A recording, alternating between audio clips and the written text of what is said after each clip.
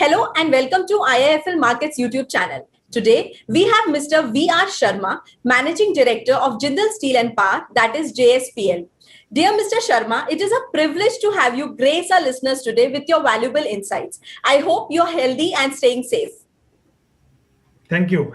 I'm okay, madam, and everything is fine. You may ask the questions. I'll reply you. Sir, जैसे कि हमें पता है कि JSPL has taken tremendous strides towards attaining the premier position in this industry, and the company's performance over the past year has reflected in the reduction of its overall debt and improvement in EBITDA. With this as a background, let me start with my first question. So, sir, आज के scenario में आपके हिसाब से JSPL किस चीज के लिए जानी जाती है, स्टील, पावर और माइनिंग? देखिए, आज के हिसाब से हम ये तीनों में नहीं जाने जाते। हम जाने जाते हैं कि एक ऐसी स्टील कंपनी जो कि इंफ्रास्ट्रक्चर के लिए स्टील बनाती है। स्टील एक बहुत बड़ी टर्मिनोलॉजी है, is a very large sentence, it can not be spoken with in few lines. Steel is a very vast area, but still में क्या बनाना है, that is most important.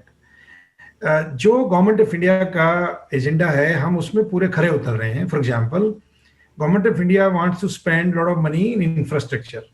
They want to increase spending in railways. They want to increase spending the waterways. They want to speed up the overall investment in water pipelines. ये सभी जो काम हैं, इसे बोलते हैं इंफ्रास्ट्रक्चर वर्क। और हम वो सभी चीजें बनाते हैं जो भारत सरकार की मंशा है, जो भारत सरकार जिसके ऊपर पैसा खर्च रही है।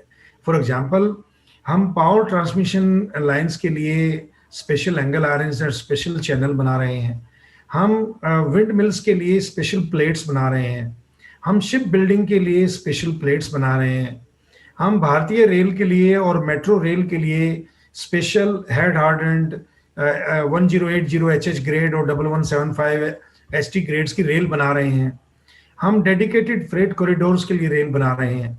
हम वाटर पाइपलाइन, जो कि एक बहुत बड़ा प्रोजेक्ट भारत सरकार लेके चली है, वो वाटर पाइपलाइन के लिए हम बहुत सही क्वालिटी और राइट प्रोडक्ट मिक्स की प्लेट्स बना के और हॉट रोल्ड कॉइल बना के हम वाटर इंडस्ट्री को दे रहे हैं, जो कि पाइपलाइन बना रही हैं। तो ये सारी चीजें अगर जो हम देखते हैं, तो हमारी एक मात्र ऐसी इकाई है भारत में जिसके पास वो सभी प्रोडक्ट्स अवेलेबल हैं जो कि नॉर्मल स्टील मिल्स के पास नहीं है।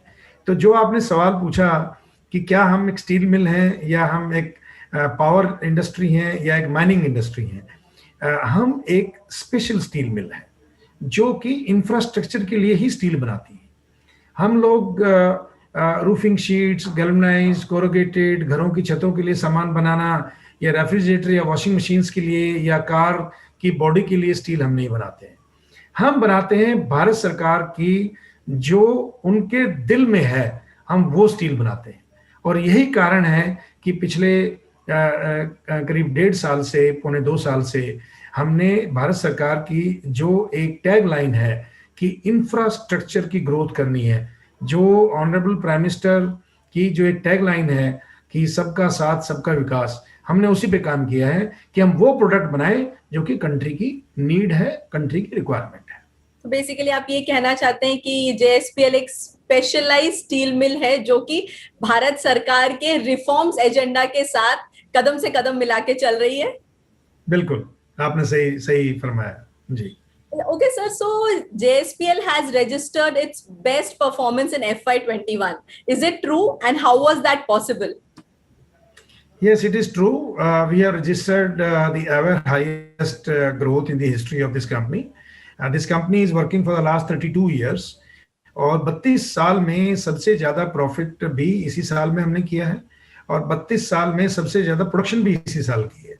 32 साल में सेल भी हमने इसी साल की है। पिछले साल में हमने 7.51 मिलियन यानी कि 75 लाख टन की हमने प्रोडक्शन की, और 72,60,000 यानी कि 7.26 मिलियन टन की हमने सेल की। ये अपने आप में एक रिकॉर्ड है। उससे पहले 2 साल का डाटा देखेंगे तो हमने 2019 में 55 लाख की सेल की थी और 2020 में हमने 63 लाख टन की सेल की थी। तो 5.5 million ton in 2019 and 6.3 million ton in 2020 and 2021 में जो फाइनेंशियल ईयर खत्म हुआ है अभी, उसमें हमने किया 7.51 मिलियन टन। तो जो ग्रोथ है हमारी 18% से ज़्यादा है। अगर जो आज आप देखेंगे कि वर्ल्ड स्टील एसोसिएशन ने एक डाटा पब्लिश किया है जिसमें उन्होंने बोला है कि वर्ल्ड की जो स्टील जो प्रोडक्शन है वो 6% से बढ़ेगी और भारत की जो प्रोडक्शन है शायद 19% से बढ़ेगी। लेकिन ये हम 19% तो पहले ही अचीव कर चुके हैं, अब तो हमको देखना है कि 19% से ज़्यादा कैसे करेंगे। लास्ट ईयर जो आपने सवाल पूछा कि ये एवर हाईएस्ट कैसे हुआ और ये स्टोरी कैसे टर्न अराउंड स्टोरी बनी, उसका एक रीजन है वो ये कि 22 मार्च 2020 को लॉकडाउन डिक्लेयर हुआ था और बहुत ही दुखद समय था वो कि हम लोग बड़े परेशानी में थे कि कंपनी जो है इसको हम कैसे इस मझधार से बाहर निकाल के लेके जाएंगे, क्योंकि अगर जो इतने बड़े प्लांट एक बार बंद हो जाते हैं तो उनके इतने ओवरहेड्स बढ़ जाते हैं कि प्लांट्स को रिवाइव करना बहुत मुश्किल हो जाता है। तो हम लोगों ने भारत सरकार से रिक्वेस्ट की कि जो स्टील इंडस्ट्री है अगर जो उसको एसेंशियल कमोडिटी आप मानते हैं तो स्टील इंडस्ट्री को आप प्लांट चलाने के लिए इजाज़त दीजिए। और thanks to ministry of steel, thanks to steel minister honourable mister Pradhan who came forward for the rescue and he told yes steel is a very essential commodity। अगर जो सारे स्टील प्लांट देश के बंद हो जाएंगे तो स्टील में एकदम से बहुत ज़्यादा शॉर्टेज हो जाएगी और इसलिए आप स्टील प्लांट अगर जो चला सकते हैं तो अपना जारी रखिए।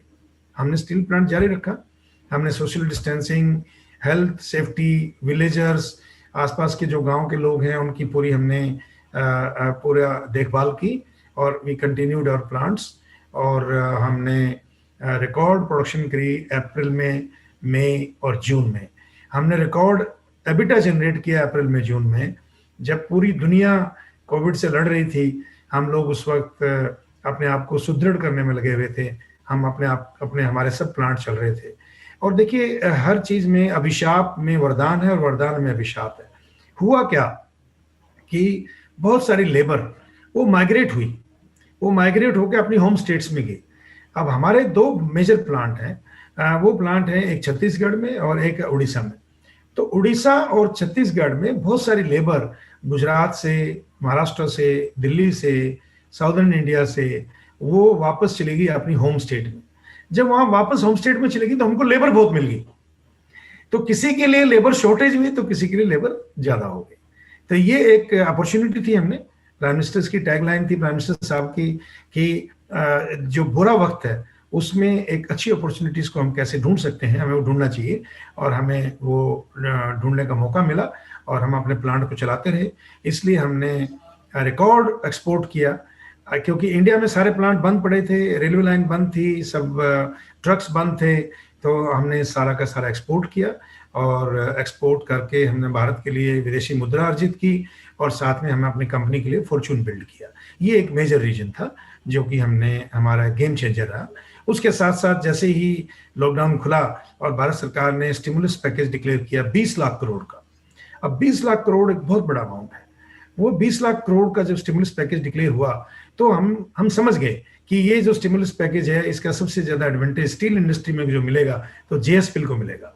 मींस ज्यादा रेलवे लाइन आएंगी, ज्यादा सड़कें बनेंगी, ज्यादा डैम बनेंगे, ज्यादा वाटर लाइन बिछेंगी और ज्यादा जो है एमएसएमईज को बढ़ावा मिलेगा। तो this is the reason that we could change the working of our company and of course it was a very bad time as far as the disease or pandemic is concerned, but we utilized this time in the interest of our company and the interest of our nation. You mean to say this was a blessing in disguise for you? You can say इसे ही बोलते हैं अभिशाप या वरदान। तो ये वरदान रहा, हमने उसको यूटिलाइज किया। एक चीज मैं जरूर बोलना चाहूंगा यहाँ पे, जो माननीय मंत्री हैं हमारे स्टील के प्रधान धर्मेंद्र प्रधान जी, उन्होंने फरवरी में एक स्टेटमेंट दी थी बिजनेस स्टैंडर्ड में और उन्होंने बोला था कि जब पेंडेमिक चल रहा था और लॉकडाउन अपनी चरम सीमा पे था यूरोप में और चाइना में, तो उन्होंने एक चीज बोली थी कि भारत जो है वो दुनिया में स्टील एक्सपोर्ट करेगा और वो समय आने वाला है, और ये 2-2.5 साल तक ऐसा समय रहेगा। मेरे को नहीं पता उनकी रिसर्च किस बेस पे आधारित थी, लेकिन वो रिसर्च बिल्कुल ठीक थी। और हमने वही टैगलाइन पकड़ के, उन्होंने फरवरी में बोला था, हमने फरवरी से ही एक्सपोर्ट्स के ऑर्डर बुक करने शुरू कर दिए थे। और हमारे पास मार्च में जब प्लांट लॉकडाउन डिक्लेयर हुए, तब हमारे पास करीब 5 लाख टन के ऑर्डर थे, जो कि हमने सर्विस किए और हमने अपनी कंपनी के लिए और देश के लिए विदेशी मुद्रा अर्जित की। ये एक मैं थैंक्स देना चाहूँगा ऑनरेबल मिनिस्टर को, जिन्होंने एक इतना अच्छा रास्ता सुझाया और उस रास्ते पर हम सब लोग चले। We wish you all the good luck for your coming years, and I hope you continue with your turnaround story.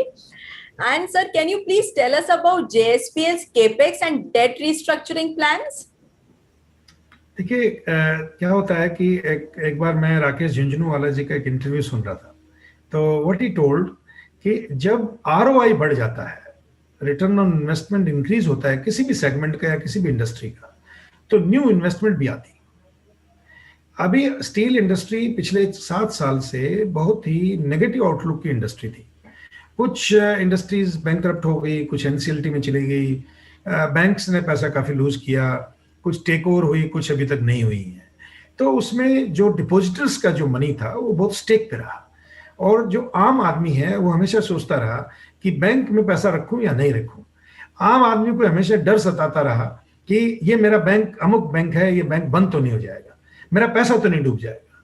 और भारत सरकार का एक बहुत अच्छा मूव रहा कि जैसे फॉर एग्जांपल यस बैंक एकदम से बंद हो गया, तो यस बैंक को सपोर्ट करने के लिए reserve bank of India with in 15 days वापस आ गए। तो ये एक बहुत ही अच्छी पहल थी डिपॉजिटर्स को एक आश्वासन देने के लिए कि भारत सरकार जो है वो प्राइवेट बैंक के साथ भी खड़ी हुई है और आम आदमी का पैसा डूबेगा नहीं। लेकिन ये सारी चीजें तभी संभव हैं जब जो लोन जिस पार्टी ने लिया है वो लोन को चुका पाए। तो स्टील इंडस्ट्री का एक नेगेटिव आउटलुक था बैंक्स की नजरों में। वो जो नेगेटिव आउटलुक है अब पिछले 6 महीने से वो चेंज हो चुका है। अभी नेगेटिव आउटलुक पॉजिटिव आउटलुक में चला गया है। जैसे फॉर एग्जांपल जेएसपीएल, हम लोग लास्ट अप्रैल में हमारा शेयर था 2 अप्रैल को 63 रुपया, आज हमारा शेयर चल रहा है 415 से लेके 418 रुपीज के आसपास। 7 टाइम्स हमने वेल्थ क्रिएट की है शेयर होल्डर्स के लिए। जिन लोगों ने 63 रुपीज में शेयर लिया, आज उनकी जो वेल्थ है वो 700 टाइम्स हो चुकी है, और ये जर्नी अभी जारी है। ये जो सब हुआ, इससे एक पॉजिटिव आउटलुक मार्केट के अंदर आया। दूसरा एक जो सबसे बड़ा फैक्टर है वो ये है कि हमारी जो रेटिंग थी BBB- और नेगेटिव आउटलुक थी। देखिए, BBB- and negative outlook is the lowest rating. आज हमारी रेटिंग ए में पहुंच गए हैं। हमने 6 नॉच कवर की। मुझे उम्मीद है कि आने वाले समय में हमारी रेटिंग और अच्छी होगी, और जो रेटिंग एजेंसीज हैं, 3 रेटिंग एजेंसी हैं भारत सरकार के, भारत के अंदर, वो तीनों रेटिंग एजेंसीज का जो आउटलुक है जेएसपीएल के प्रति अच्छा रहेगा, और आने वाला समय जेएसपीएल के लिए बहुत ही खुशियां लेके आएगा। This is what I feel.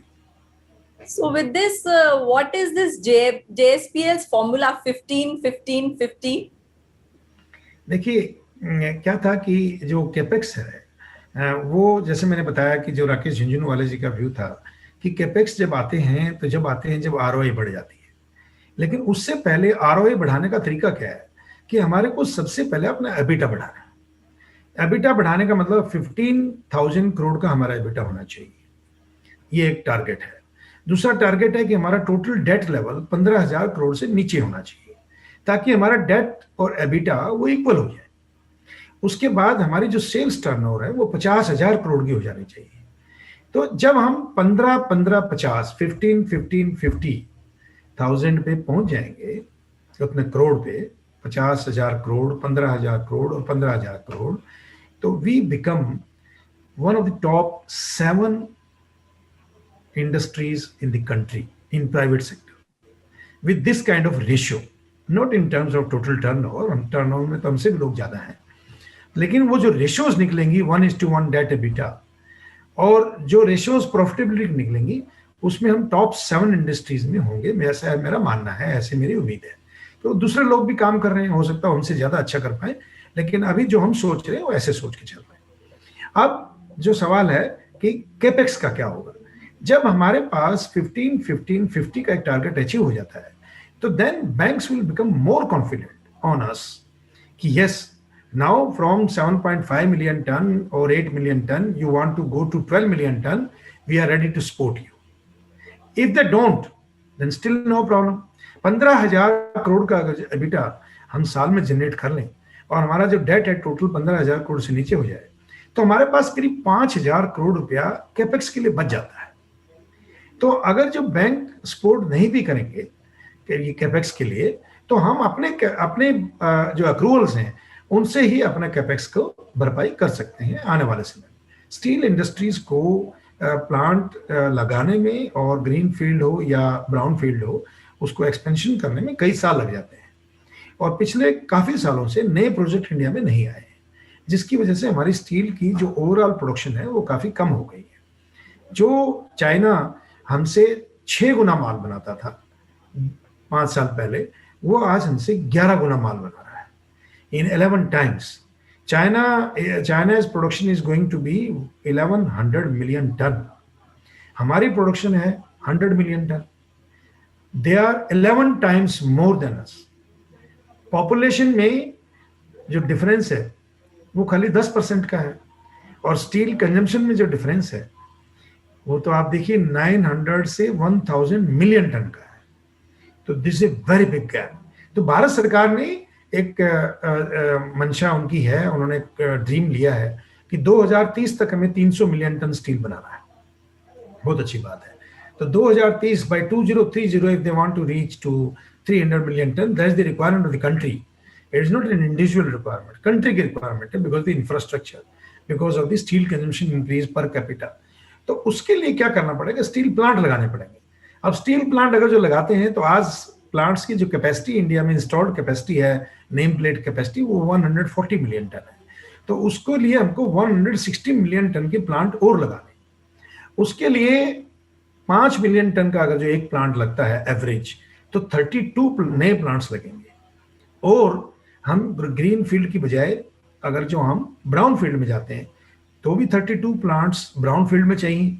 और ब्राउन फील्ड में जो प्लांट्स हैं वो 5 मिलियन क्लब में खाली 5 ही प्लांट है। जैसे फॉर एग्जांपल JSPL एक प्लांट है, JSW है, स्टील अथॉरिटी ऑफ इंडिया है, टाटा स्टील है, आर्सलोरमित्तल है। इसके अलावा कोई प्लांट नहीं है जो कि 5 मिलियन टन से ज्यादा प्रोडक्शन करता हो। तो उसके लिए क्या करना पड़ेगा, उसके लिए ये ब्राउन फील्ड की जो एक्सपेंशन होंगी, इन 5 प्लांट को ही अपनी एक्सपेंशन करनी पड़ेगी ब्राउन फील्ड में।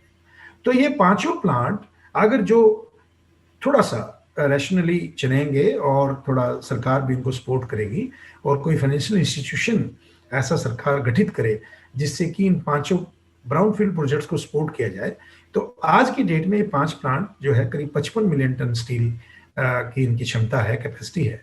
ये 5 प्लांट 100 मिलियन टन पे पहुंच सकते हैं। और बाकी जो भारत के अंदर जो दूसरे प्लांट हैं, छोटे प्लांट हैं, वो 40 से 50 मिलियन टन वो भी स्टील बनाते हैं।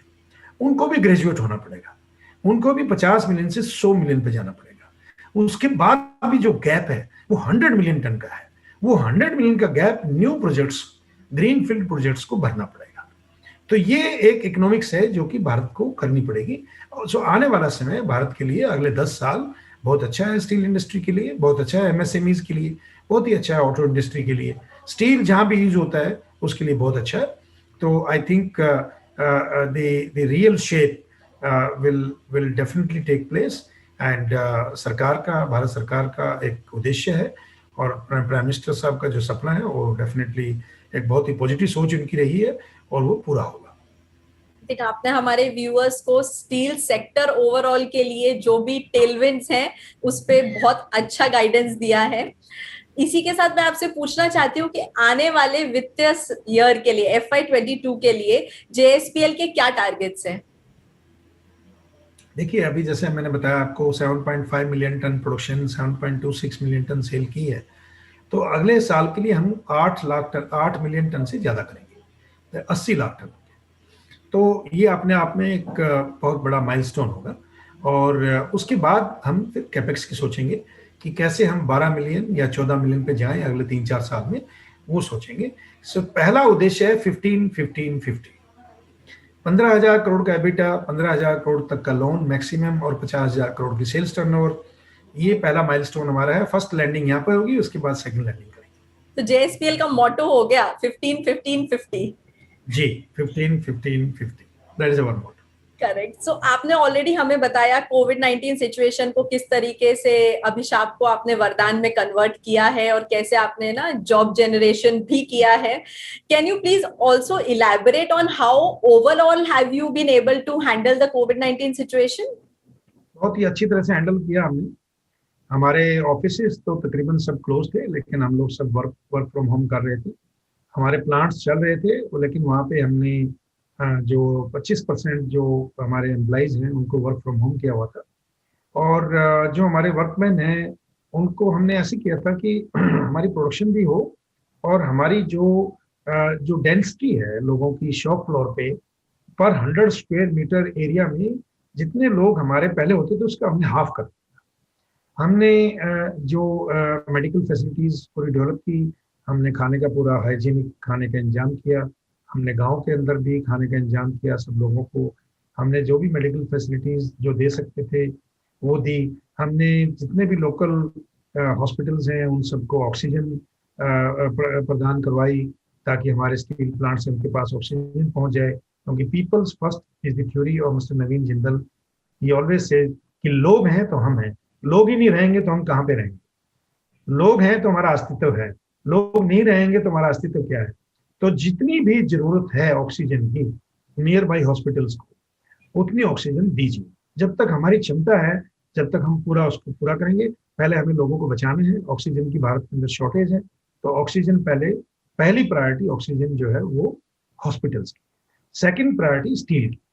जो लेके नहीं जा सकते, जो दूर दूर के हॉस्पिटल्स हैं, उनको फ्रेट बहुत ज्यादा पड़ जाता है, तो उन्होंने कहीं और से लिया होगा। बाकी हमने अपने क्षेत्र में, अपने एरिया में कहीं भी ऑक्सीजन की जिसने डिमांड की, हमने उनको ऑक्सीजन दी। इसके साथ साथ हमने जो किसी भी आदमी को, आपको बहुत मैं गर्व के साथ कहना चाहता हूँ, हमने किसी भी वर्कर की, कॉन्ट्रैक्टर वर्कर की, एम्प्लॉय की सैलरी डिडक्ट नहीं। घर में जो बैठे हुए हैं उनकी भी पूरी सैलरी। हमने किसी का भी नौकरी से किसी को नहीं निकाला। उसका रिटर्न क्या रहे? जब प्लांट चल रहा था और जब कोविड के बाद में जब लोग दोबारा से ऑफिस में आए, तो वो इतना अच्छा फील कर रहे थे कंपनी के बारे में कि ये कंपनी नहीं, किसी की सैलरी कम नहीं, किसी के परक्यूजिट्स कम नहीं, किसी को नौकरी से नहीं निकाला, डाउन साइजिंग नहीं किया। बहुत बड़ी बड़ी कंपनियों ने स्टेटमेंट दी कि हम लोग डाउन साइज करेंगे बिकॉज ऑफ कोविड। बहुत बड़ी बड़ी कंपनियों, किसी ने 15%, किसी ने 20%, किसी ने 25% अपनी स्ट्रेंथ कम कर दिया। हमने एक भी आदमी को नौकरी से नहीं निकाला कि भाई कोविड है हम इसलिए आपको निकाल रहे हैं, नहीं।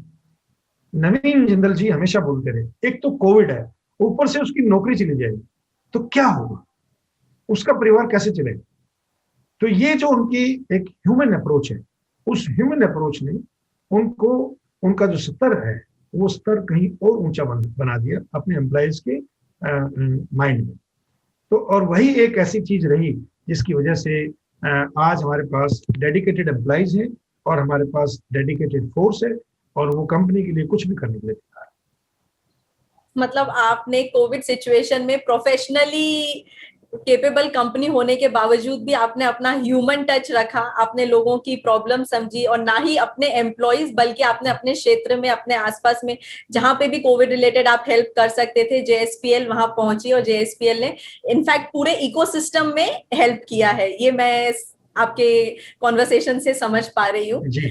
सो सर आपने इसके अलावा एक चीज और बताना चाहूंगा कि कोविड का नाम लेके हमने कोई एक्सक्यूज नहीं लिया।